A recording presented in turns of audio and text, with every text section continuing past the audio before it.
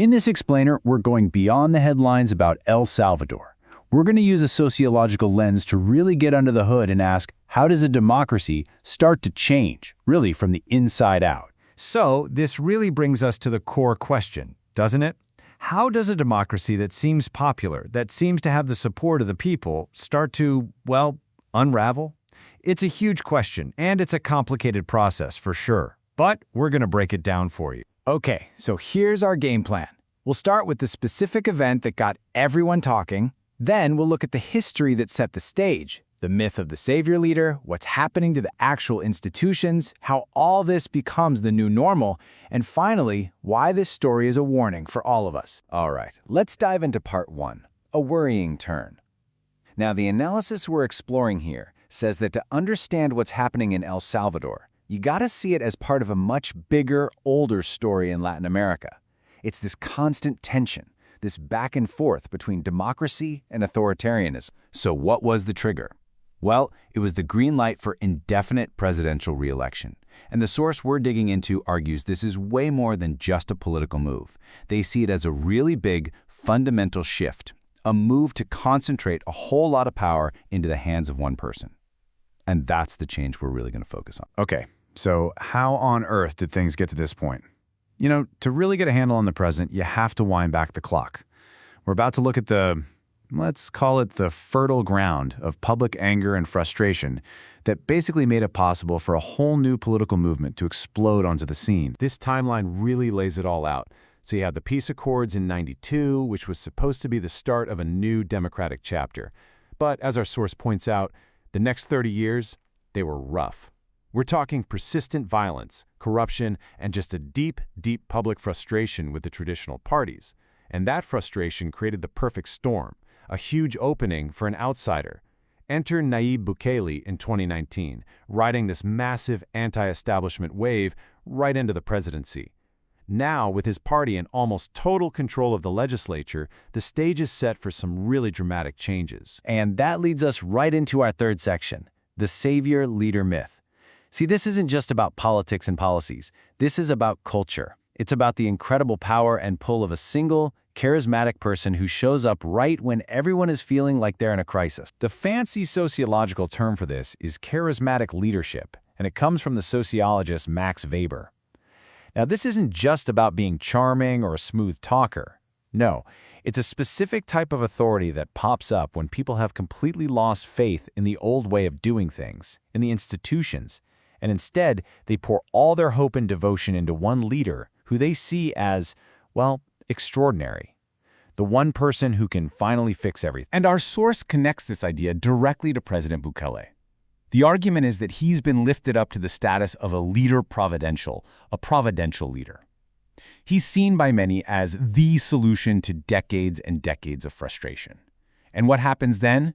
Well, loyalty starts to shift and moves away from the democratic system itself and toward the leader. So this kind of cultural shift, it isn't just an idea. It has very real, concrete consequences for the actual nuts and bolts of how a government runs. Which brings us right to part 4, the institutions. What's happening to the guardrails of democracy? You know, the checks and balances that are supposed to keep power in line? Here's another really important term the analysis uses: state capture. And listen, this goes way beyond typical corruption. This is when the people in power start to actively rewrite the rules of the game itself. We're talking courts, laws, the whole system, all to lock in their own power. They turn what are supposed to be neutral institutions into their personal tools. So how does this happen in practice? The source lays out a pretty clear 3-step process for how they argue this went down in El Salvador. Step 1, you dismiss the independent judges from the highest court, the constitutional court. Step 2, you fill those empty seats with your own loyal replacements. And step 3, you have that new, friendly court reinterpret the Constitution to say that, hey, re-election is actually allowed after all. Okay, so the rules get changed, but how do these new rules become normal? How did people come to accept them or even cheer for them? That's what we're looking at in part 5, this process of normalization, where a radical new political situation just starts to feel like the way things are. And this is where you see a huge clash between two totally different ideas of what democracy even means. On one hand, you have the official narrative, which says, hey, re-election is just the will of the people. It's pure popular sovereignty. If the people want it, that's democracy. But the analysis from our source pushes back hard.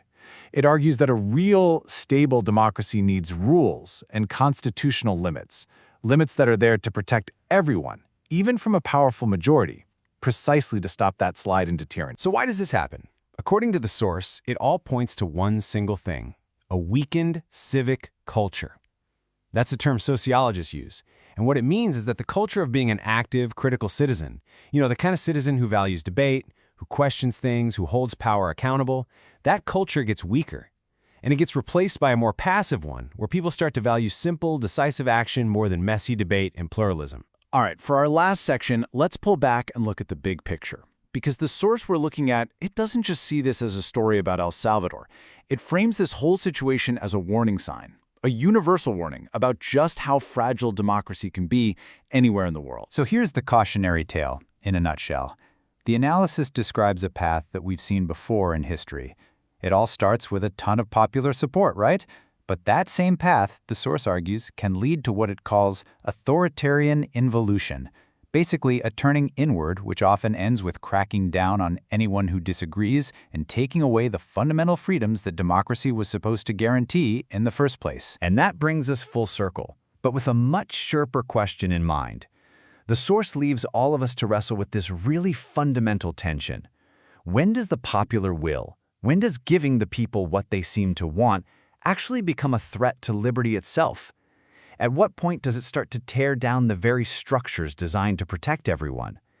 It's a tough question, and maybe one that every democracy needs to keep asking itself over and over again.